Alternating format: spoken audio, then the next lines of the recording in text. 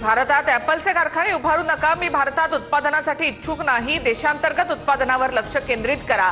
Trade वॉरच्या पार्श्वभूमीवर Trump यांचा Tim Cook यांना सल्ला। पाकला पाठिंबा देणं तुर्कीला भोवणार, 250% प्रवाशांकडून बुकिंग रद्द। तुर्कीमध्ये भारतीय चित्रपटांचं चित्रीकरण सुद्धा होणार नाही।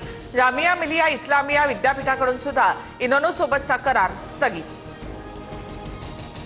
तुर्कीबाबतचा व्यापाऱ्यांच्या निर्णयाचं अभिनंदन, नेशन फर्स्ट भूमिका घेणाऱ्या व्यापाऱ्यांचं स्वागत। मुख्यमंत्री फडणवीसांची प्रतिक्रिया। पुण्यातील व्यापाऱ्याला पाकमधून धमकीचे फोन, तुर्की सफरचंदासह तुर्की वस्तूंची विक्री बंद केल्यानं पाकमधून धमकी। जम्मू काश्मीरच्या त्रालमध्ये सुरक्षा दलाकडून 3 दहशतवाद्यांचा खात्मा। आमिर वाणी, यावर भट्ट आणि आसिफ शेख अशी ठार झालेल्या दहशतवाद्यांची नावं। डोनाल्ड ट्रम्प आणि सिरियाचे अंतरिम अध्यक्ष अहमद अल शारा यांचं हस्तांदोलन। अमेरिकेनं दहशतवादी घोषित केलेल्या व्यक्ती सिरियाच्या प्रमुखपदी, अमेरिकेच्या दहशतवादाबाबतच्या भूमिकेबाबत प्रश्न निर्माण। पाकमध्ये असलेली अण्वस्त्र चुकीच्या हातांमध्ये, पाकची अण्वस्त्र आयईच्या देखरेखीखाली आणली पाहिजेत। जम्मू काश्मीरच्या दौऱ्यावरील राजनाथ सिंग यांचं वक्तव्य।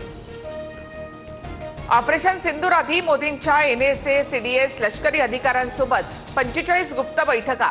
पहलगाम हल्ल्याला उत्तर देण्याचा सौदी दौऱ्यावर असतानाच मोदींचा निर्णय, सूत्रांची माहिती। पाणीपुरवठा बंद करण्याचा विचार केल्यास भारताला उत्तर देऊ, पाकचे सैनिक शौर्य बलिदानाच्या बळावर पाणी हक्क मिळवून देतील, शहबाज शरीफ यांची भारताला पोकळ धमकी।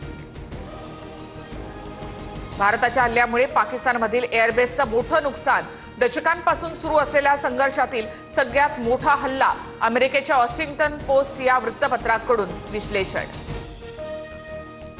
पाकचे लष्करी तळ विमानांना लक्ष्य करण्यात भारताला यश, ऑपरेशन सिंदूर बाबत अमेरिकेच्या न्यूयॉर्क टाइम्सकडून वार्तांकन। पाकिस्तान युद्धबंदीची भीक मागत पळत होता, 4 दिवसात पाकिस्तानची अवस्था एका घाबरलेल्या कुत्र्यासारखी झाली। माजी अमेरिकन संरक्षण अधिकारी मायकेल रुबिन यांच्याकडून पोलखोल। बलुचिस्तानकडून स्वातंत्र्याची घोषणा, बलोच लिबरेशन आर्मीचा पंजगुरमध्ये पाक लष्कराच्या ताफ्यावर हल्ला, हल्ल्यामध्ये 14 पाकिस्तानी लष्करी सैनिक ठार, अनेक जण जखमी, बलोच आर्मीचा दावा। भारताने पाक विरोधात पाऊल उचलावं, आम्ही तुमच्या सोबत, मेहरंग बलोच यांच्या भाषणावेळी आंदोलकांकडून घोषणा। कर्नल सोफिया कुरेशी यांच्यावरील आक्षेपार्ह वक्तव्याप्रकरणी विजय शहा यांच्या विरोधात सुप्रीम कोर्टामध्ये याचिका दाखल, आमची बाजू ऐकल्याशिवाय कोणतेही आदेश देऊ नये, काँग्रेस नेत्या जया ठाकूर यांची मागणी।